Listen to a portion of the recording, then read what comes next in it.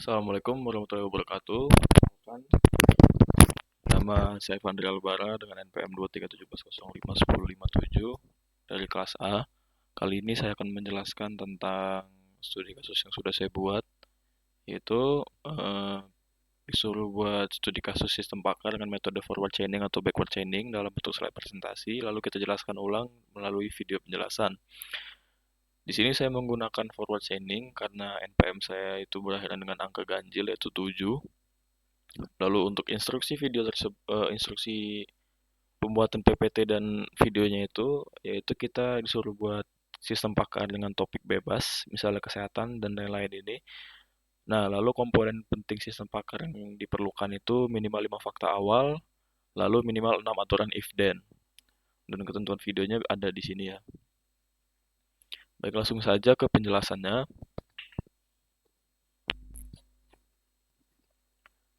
Jadi ini judulnya Sistem Pakar Diagnosis Penyakit Umum menggunakan metode forward chaining. Yang pertama itu kita harus mengetahui dulu apa itu sistem pakar, yaitu sistem berbasis komputer yang meniru kemampuan pengambilan keputusan seorang pakar manusia.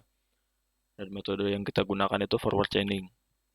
Untuk studi kasusnya itu, di sebuah puskesmas, pasien sering datang dengan gejala ringan yang bisa merujuk ke beberapa kemungkinan penyakit. Untuk membantu petugas mendiagnosis lebih cepat, dibuatlah sistem pakar berbasis forward chaining yang menganalisis gejala dan menyimpulkan kemungkinan penyakit. Tujuannya itu untuk apa? Yaitu untuk membantu pengguna, petugas atau masyarakat dalam melakukan diagnosis awal terhadap penyakit ringan berdasarkan gejala yang kita alami.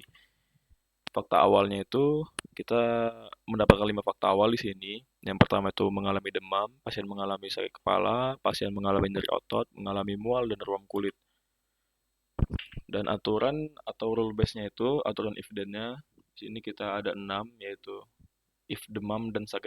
jika demam dan sakit kepala dan nyeri otot, maka kemungkinan flu. Jika demam dan mual dan sakit perut, maka kemungkinan kita tipes. Jika demam dan sakit kepala dan mual dan ruam kulit, maka kemungkinan demam berdarah. If tidak demam and sakit kepala dan kemungkinan migrain. If demam and batuk dan kemungkinan ISPA. If flu dan mual dan pasien disarankan untuk istirahat total. Lalu kita lanjut ke proses forward chaining-nya. Yang pertama itu langkahnya kita lihat dulu dari fakta awal tadi, kita dapat 5, yaitu demam, sakit kepala, nyeri otot, mual, dan ruam kulit. Lalu kita mencocokkan fakta dengan aturan. Rule 1, cocok yaitu flu, karena demam, sakit kepala, dan nyeri otot ada. Nih, rule 1, kita demam, sakit kepala, dan nyeri otot. Demam, sakit kepala, nyeri otot. Nah, lanjut lagi ke rule 3 itu cocok, yaitu dia demam berdarah, karena demam, sakit kepala, mual, ruam kulit. Rule 3 itu ini, demam, sakit kepala, mual, ruam kulit. Maka kemungkinan demam berdarah. Kepala, ruam kulit. Lalu kita mendapatkan fakta baru, yaitu dia itu flu dan demam berdarah. Kita lihat lagi di sini aturan ke-6, jika flu dan mual, maka pasien disarankan istirahat total.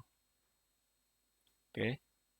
Nah, jadi untuk kesimpulan dari sistem pakar yang udah saya buat ini, pasien itu mengalami flu dan demam berdarah, maka dia itu disarankan untuk istirahat total dan segera periksa ke dokter atau puskesmas untuk pemeriksaan lanjut.